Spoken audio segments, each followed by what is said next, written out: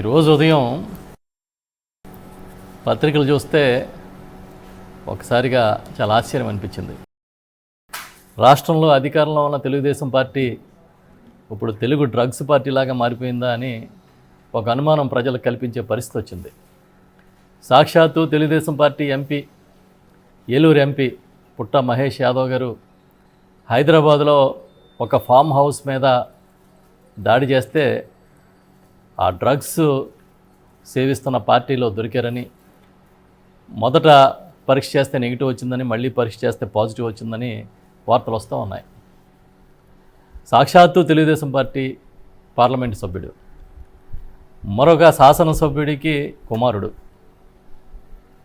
ఇవాళ డ్రగ్స్లో దొరికితే ఇప్పటి వరకు తెలుగుదేశం పార్టీ అధినేత కానీ ఆ పార్టీ నాయకులు కానీ నోరెత్తలేదు.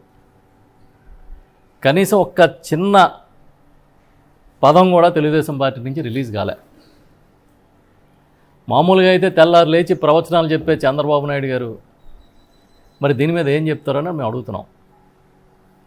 ఏదో డ్రగ్స్ రహిత సమాజాన్ని సృష్టించాలని, డ్రగ్స్ వద్దు బ్రో అని తెలుగుదేశం పార్టీలోని చంద్రబాబు నాయుడు గారి కుమారుడు మంత్రి గారు లోకేష్ గారు ఆ మధ్యకాలంలో పెద్ద ఉద్యమం కూడా నడిపారు, ప్రచారాన్ని చేశారు. అంటే డ్రగ్స్ వద్దు బ్రో అని ప్రజలు చెప్తారు కానీ మీ పార్టీలో వారు మాత్రం సేవిస్తుంటారేమో. ఈరోజు ఏ పరిస్థితికి వచ్చిందంటే తెలుగుదేశం పార్టీ ఎదటివాడి చెప్పడానికే నీతులు, వీళ్ళ మాత్రం అన్ని పనులు చేస్తారు. వేరు అన్ని దుష్ట కార్యక్రమాలు.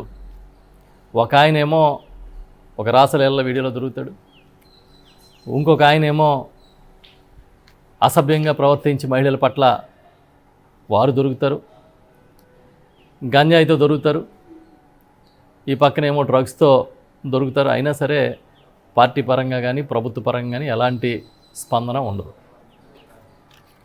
ఆ మధ్యకాలంలో అసెంబ్లీలో హోంమంత్రి గారు అనిత గారు అయితే డ్రగ్స్ రహితంగా, గంజాయి రహితంగా ఆంధ్రప్రదేశ్ని సృష్టిస్తున్నామని చెప్పారు. ఆవిడ స్టేట్మెంట్ ఇచ్చిన 10 రోజులు గడవకుండానే తెలంగాణలో కాదు ఆంధ్రప్రదేశ్లో కూడా డ్రగ్స్ దొరికినాయి, గంజాయి దొరికింది. చంద్రబాబు నాయుడు గారి సొంత జిల్లా ఈ మధ్యకాలంలో ఆ జిల్లా నుంచి విడిపోయి మదనపల్లి జిల్లా అయింది. ఆ మదనపల్లి జిల్లాలో ఒక యువకుడు గంజాయి సేవించి 6 ఏళ్ల బాలికని అత్యాచారం చేస్తే దిక్కు ముక్కు లేదు. తర్వాత అతనే ఏదో సూసైడ్ చేసుకుని చనిపోయాడని చెప్తున్నారు. కుప్పంలో గంజాయి దొరికింది. సాక్షాత్తు ఇబ్రహీంపట్నం దగ్గర చంద్రబాబు నాయుడు గారి నివాసానికి చాలా దగ్గరలోనే, సమీపంలోనే ఒక 47 కోట్ల విలువైన డ్రగ్స్ దొరికాయని వార్తలు వస్తున్నాయి. మరి పోలీసులు ఏం చేస్తున్నారు? రెడ్ బుక్ రాజ్యాంగాన్ని అమలు చేయడంలో బిజీగా ఉన్నట్టున్నారు. తప్పుడు కేసులు కట్టడంలోని ఎమ్మెల్యేలకి, ఈ ఎంపీలకి, వాళ్ళకి అనుచరులుగా ప్రవర్తిస్తూ తప్పుడు కేసులు కట్టడంలో బిజీగా ఉన్నట్టున్నారు. ఈ రాష్ట్రంలో శాంతి భద్రతలను గాలికి వదిలేశాడు చంద్రబాబు నాయుడు గారు కానీ వారి ప్రభుత్వం కానీ. ఇప్పటికీ ఎక్కడైనా గంజాయో లేకపోతే మరొకటి దొరికితే జగన్ గారిని తిట్టడం, వైఎస్ఆర్ పార్టీని తిట్టడం వీళ్ళకి ఆవు కాంపోజిషన్ లాగా అయిపోయింది.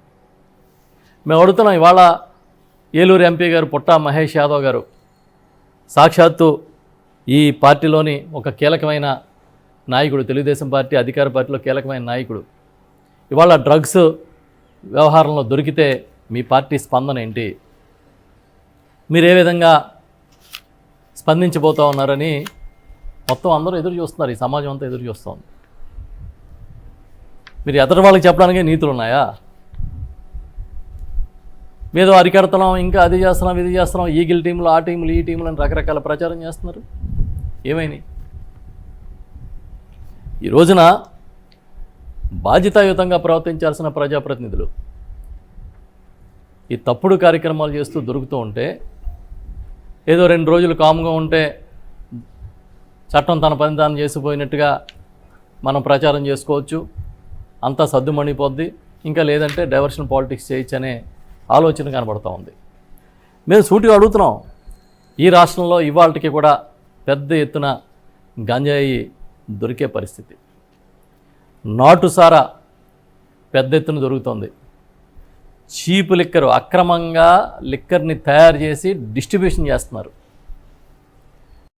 దొరుకుతున్నాయి. ఎన్నికల ముందు విశాఖపట్నంలో ఒక కంటైనర్ దొరికితే ఆనాటి అధికార పార్టీ మీద, వైఎస్ఆర్ పార్టీ మీద విపరీతమైన బురద జల్లారు. ఏదో డ్రగ్స్ దొరికేసినాయి, కంటైనర్లతో డ్రగ్స్ వస్తున్నాయి, లక్షల కోట్ల డ్రగ్స్ అని. ఆ తర్వాత వీళ్ళు అధికారంలోకి వచ్చిన తర్వాత అసలు అది డ్రగ్సే కాదని రిపోర్ట్స్ వస్తాయి. అంటే మీకున్న ప్రచార ఆ శక్తితో ఏదైతే పబ్లిసిటీ చేసుకోగలుగుతారో దాంతో నడిపిస్తూ ఉన్నారు. వాళ్ళ పబ్లిసిటీకి రియాలిటీకి ఎంత తేడా ఉంది అంటే, మీ సాక్షాత్తు మీ ఎంపీలు, మీ శాసనసభ్యులు ఎలా దొరుకుతున్నారో ఆ వ్యవహారాలే ఒక పచ్చి ఉదాహరణ. మేము చూస్తూ ఉన్నాం, ఎదురు చూస్తున్నాం, చూద్దాం మీరు దీని మీద ఎలా స్పందిస్తారా అని. ఆ మధ్య ఆ TV5 బాగోతం చూసాం, అంతకుముందు ఇంకో శాసనసభ్యుడు బాగోతం చూసాం. ఈ విధంగా మళ్ళీ ఇప్పుడు ఈ డ్రగ్స్ బాగోతం చూస్తున్నాం. ఊరికి నేను నోరు ఉంది కదా, చూపించే ఛానల్స్ ఉన్నాయి, చెబితే రాసే పత్రికలు ఉన్నాయని అడ్డగోలుగా మాట్లాడడం, అడ్డగోలుగా రాయడం, అడ్డగోలుగా చూపించడం. ప్రస్తుతం ఇది నడుస్తుంది ఈ రాష్ట్రంలో. మేము అడుగుతున్నాం, అసలు మీ ప్రణాళిక ఏంటి? రాష్ట్రాన్ని గంజాయి రహితంగా చేయడానికి, అదేవిధంగా ఈ రాష్ట్రంలో డ్రగ్స్ రహితంగా చేయడానికి మీకున్న ప్రణాళిక ఏంటి? వాళ్ళ చిన్న చిన్న పిల్లలకు కూడా గంజాయి అలవాటు చేస్తున్న పరిస్థితి ఉంది. పోలీసులు తప్పుడు కేసులు పెట్టడం తప్పించి ఈ తప్పుడు పనులు ఆపే కార్యక్రమం చేయలేకపోతున్నారనేది సిగ్గుచేటు. మళ్ళీ చెప్తున్నాం, ఇప్పటికైనా కళ్ళు తెరవండి. ఇవాళ ఈ తెలుగుదేశం పార్టీ అడ్డంగా దొరికి తెలుగు డ్రగ్స్ పార్టీలాగా అవతరించే పరిస్థితులు కనబడుతున్నాయి. ఇప్పటికైనా కళ్ళు తెరిచి ఈ సమాజానికి, తెలుగు రాష్ట్రాలకి ఒక మంచి మెసేజ్ ఇవ్వండి అని చెప్పి గట్టిగా చెప్తా ఉన్నాం.